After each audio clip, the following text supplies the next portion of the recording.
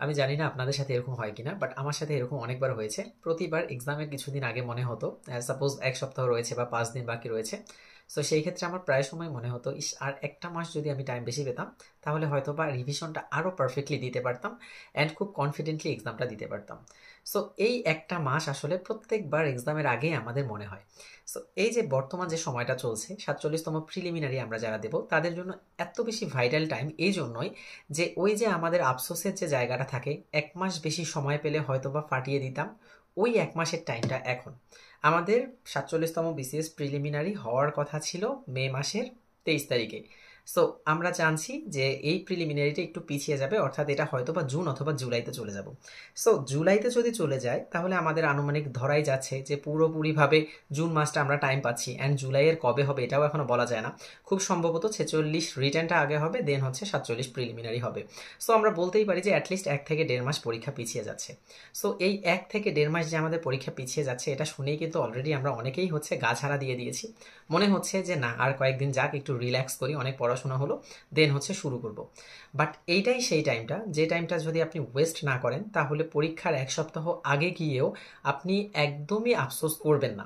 আর যদি এই টাইমটা ওয়েস্ট হয়ে যায় তাহলে দেখা যাবে যে আবারও ওই জুনের 1 সপ্তাহ, মানে পরীক্ষার আগে 1 সপ্তাহ গিয়ে আপনার মনে হচ্ছে, ইস কেন যে আমি ওই সময়টা, অর্থাৎ হচ্ছে এখন কি মাস চলছে, ফেব্রুয়ারি মাসটা কাজে লাগালাম না, মার্চ মাস থেকে কেন যে আবার ভালো করে শুরু করতে গেলাম।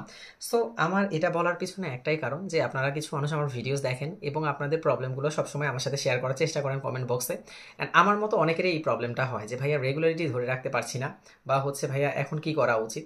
সো এইটার জন্য এই ভিডিওটা বানা। আসলে আমার এখন যে কাজটা করা উচিত সেটা হচ্ছে একদম প্রপার ওয়েতে এখনকার পরিশ্রমটা করা উচিত। যে রেগুলারিটি নিয়ে আমরা পরীক্ষার ডেট যখন জেনেছিলাম সেভাবে পড়াশোনা করেছিলাম, সেই সেম রেগুলারিটা যদি ধরে থাকি আমরা তাহলে অ্যাটলিস্ট 47 প্রিলিমিনারির আগে এই আফসোসটা করতে হবে না। এখন আমরা আসলে স্বভাবতই খারাপ, মানে আমরা আমরা বাঙালিরা মনে হয় প্রোক্রাস্টিনেশনে বিশ্বাস করি, কারণ হচ্ছে একদম ঢিলে ঢালা দিয়ে একদম লাস্ট মুহূর্তে গিয়ে আমরা পরিশ্রম করতে পছন্দ করি। বাট এই সময়টাতে আমি আরেকবার আপনাকে জাস্ট একটু কনসার্ন করে দেওয়ার জন্য ভিডিওটা বানানো, যে আপনারা যদি এই সময়টা নষ্ট না করেন তাহলে হয়তোবা এই আফসোসটা পরীক্ষার আগে গিয়ে করতে হবে না। কজ এখন থেকে যদি আমরা অ্যাটলিস্ট ফেব্রুয়ারি, মার্চ, এপ্রিল, মে, জুন 4 মাস মোটামুটি সময় আছে, আমি জানি অলরেডি আপনারা কিন্তু একবার দুইবার পড়ে ফেলেছেন, রিভিশন কারো কারো শুরু হয়ে গিয়েছে। এই রিভিশন প্রসেসটা যদি আমরা স্টাক না করে রাখি, অর্থাৎ যদি কন্টিনিউয়াস প্রসেসে আমরা এগিয়ে যাই, তাহলে হয়তোবা এই কয়েকদিনে অনেক পড়াশোনা হবে। অ্যান্ড আপনারা জানেন যে পরীক্ষার আগের 1 মাস অন্য 5 থেকে 6 মাসের চেয়ে অনেক বেশি পড়াশোনা হয়। সো এই 4 মাস বা 3 মাস যদি আপনারা একটু ভালো করে পড়েন, পাশাপাশিভাবে যদি ওই পরীক্ষার আগের 1 মাস আরও বেশি ইফোর্ট দেওয়া যায়, তাহলে কিন্তু পড়াশোনাগুলো অনেকটাই গুছানোভাবে শেষ হবে। আর যারা মনে করছেন যে না, কোনো কিছুতেই হচ্ছে আমি পড়াশোনাগুলো গুছিয়ে উঠতে পারছি না, অথবা যদিও টাইম আছে কিন্তু আমি ছোট ছোট টার্গেট ফিক্সড করতে পারছি না, তাদের জন্য আমার কাছে একটা সলিউশন আছে, আমি বলে রাখি, কারণ প্রচারই প্রসার, আপনারা হয়তোবা বললে ব্যাপারটা জানবেন যে এই ফেব্রুয়ারির 15 তারিখ থেকে আমি হচ্ছে 45 দিনের একটা টার্গেট নিয়েছি মোটামুটিভাবে। এর আগে 45 দিনের একটা টার্গেট ছিল, শেষ হয়ে গিয়েছে। BCS preliminary do or die batch আমাদের ছিল, এটাতে প্রায় 420+ ভাই বোন আমার সাথে যুক্ত ছিলেন। অ্যান্ড এটা এই যে আর 2-3 দিন গেলেই শেষ হয়ে যাবে। আর এই 15 তারিখ থেকে, ফেব্রুয়ারি 15 তারিখ থেকে আবার আমরা 45 দিনের একটা টার্গেট নেব, যেটাতে সবচেয়ে ইফেক্টিভ ওয়েতে আমরা সিলেবাসটা একবার সুন্দর করে শেষ করব। অ্যান্ড শেষ করব এমনভাবে যেখানে অবশ্যই কম ইম্পর্টেন্ট টপিকগুলোতে কম ইম্পর্টেন্স দেব। অ্যান্ড 3 স্টার টপিক, যেমন বাংলা ব্যাকরণের কথা যদি আমরা বলি, বাংলা ব্যাকরণে কিন্তু প্রায় 36টা+ টপিক, বাট পরীক্ষায় যদি আমরা 60টা টপিকের ওপর পুরোপুরিভাবে ফোকাস দেই তাহলেই কিন্তু আমাদের 8 থেকে 10 মার্ক কমন আসে। আমি এগুলো একদম অ্যানালাইসিস সহ আপনাকে প্রমাণ সহ দেখাতে পারবো।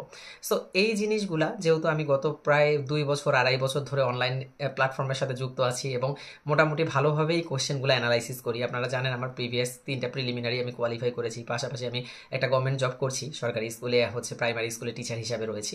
সো এই আঙ্গিকে আমার 12টা ব্যাচ শেষ, 13 নাম্বার ব্যাচ শুরু হবে।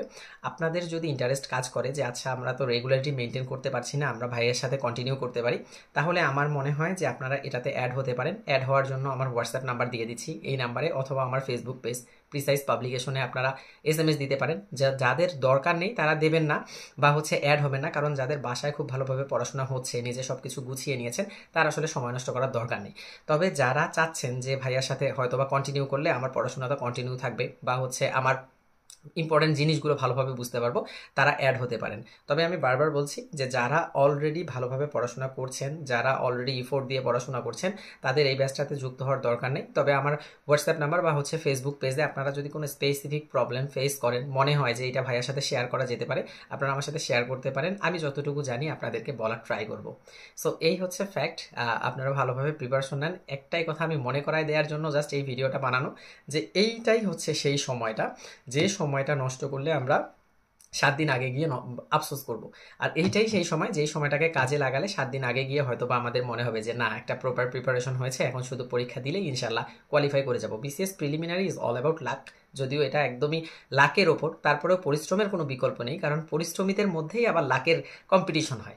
সো একদম কোনো পরিশ্রম না করে যে কেউ একদম এত লাকি পার্সন যে হুট করে গিয়ে 200টা দাগিয়ে প্রিলিমিনারি কোয়ালিফাই করবে, ব্যাপারটা এরকম একদমই না। কারণ উপরে যিনি আছেন সৃষ্টিকর্তা আল্লাহ অবশ্যই ন্যায় বিচারক। কেউ একজন খুব পরিশ্রম করছে আর কেউ একজন হাত পা ছেড়ে দিয়ে বসে আছে, অবশ্যই সে প্রিলিমিনারি কোয়ালিফাই করবে না, এটা বলে লাভ নাই। তবে যারা পরিশ্রম করছে তাদের মধ্যেই আবার লাকের খেলা হবে। সো এই জন্য প্রপার ওয়েতে পরিশ্রমটা করলে হোপফুলি আজকে থেকে কয়েক মাস পরে গিয়ে 47 প্রিলিমিনারিটা দিয়ে আপনারা হতাশ হবেন না। এবং আপনারা যারা ফার্স্ট বারের মতো প্রিলিমিনারি দিচ্ছেন, প্রথমবার প্রিলিমিনারি টেকার মজাটা অন্যরকম। যখন আপনারা টিকবেন তখন রিয়েলাইজ করবেন। আর যদি প্রথমবার না টেকার কষ্টটাও অবশ্য অনেক বেশি, কারণ আপনারা যখন প্রিলিমিনারি পরীক্ষা দিয়ে আসবেন তখনই কিন্তু মোটামুটিভাবে বুঝতে পারবেন যে আপনারা কোয়ালিফাই করবেন কিনা। মোটামুটিভাবে নিজের অ্যান্সার মিলিয়ে বোঝা যায় যে আমি কোয়ালিফাই করবো কিনা। সো যদি মনে হয় যে আপনারা কোয়ালিফাই করবেন, দেখবেন অন্যরকম একটা ভালো লাগা কাজ করছে। আর যদি মনে হয় যে কোয়ালিফাই করবেন না, দেখবেন ওই দিন থেকে আর কোনো কাজই করতে ইচ্ছা করছে না। ইভেন তো পড়াশোনার আগ্রহ আরো কমে যাবে, মনে হবে দূর, এত পড়াশোনা করে কি হচ্ছে, প্রিলিমিনারি তো মানে কোয়ালিফাই করতে পারছি না। সো এই জন্য এই সময়টাকে কাজে লাগান। কিছু মানুষ যেহেতু আমার ভিডিওস দেখেন, তাই আমার নিজের অবজারভেশনস আপনাদের সাথে শেয়ার করার ট্রাই করলাম। ভালো লাগলে দেখবেন, না লাগলে স্কিপ করবেন, কোনো প্রবলেম নেই। সবার জন্য শুভকামনা, আমার জন্য দোয়া করবেন। আসসালামু আলাইকুম।